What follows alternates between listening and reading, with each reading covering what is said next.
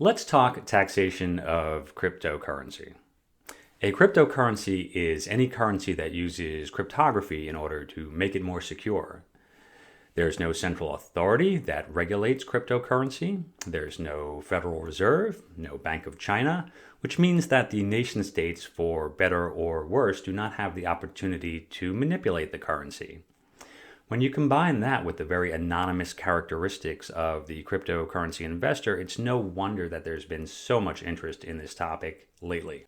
Cryptocurrencies can be used entirely within the virtual world, or they can be used in the real world economy to purchase goods and services, or to be traded for other currencies like the dollar or the euro.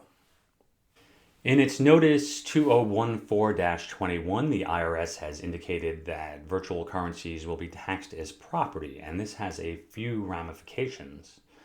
Firstly, every time you go to use virtual currency to purchase something, there's really two transactions going on.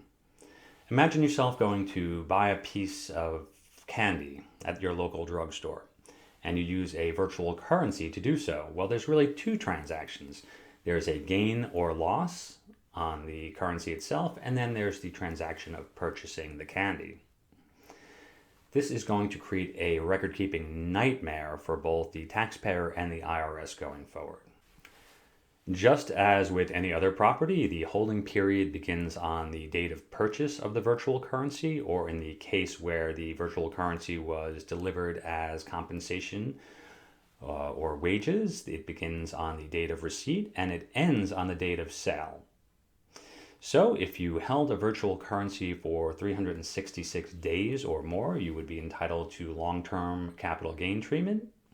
If you held the virtual currency for 365 days or less, you would be subject to short-term capital gains rates. Oftentimes on the large virtual currency exchanges, you have the opportunity to exchange one cryptocurrency for another.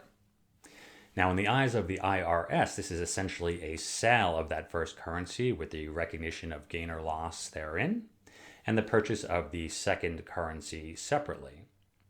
The tax basis of that second currency will be equal to the fair market value of the original currency that you sold.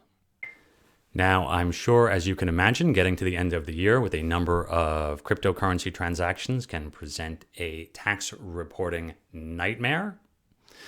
But there is help for this stuff. There is a number of services out there called conversion platforms, which will go out into the internet, grab your virtual currency transactions for the year, and present them to you in the form of a comma-separated Excel spreadsheet. Or alternatively, some of the firms will actually go the extra mile and produce Form 8949 for you, which you can then drop right into your tax return. And as you can imagine, this saves tons of time and money with regard to tax preparation services.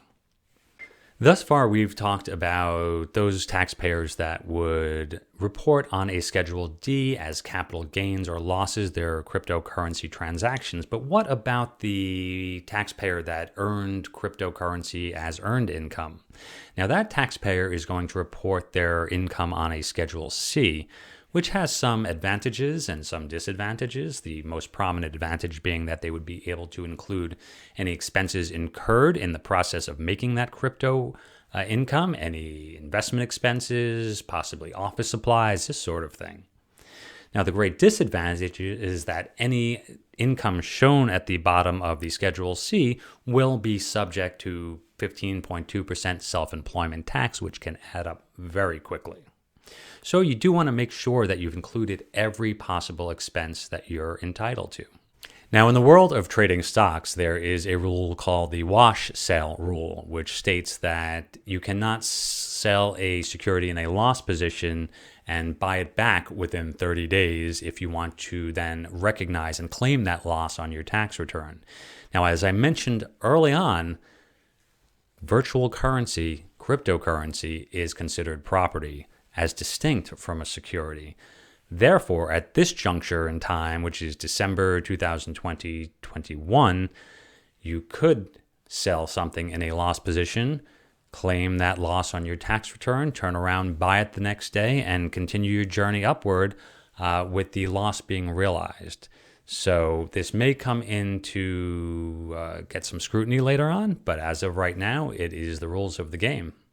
So ultimately, what we have is a financial vehicle that is in the early days of its existence, and the financial markets and the taxing authorities are sort of struggling to keep up with it.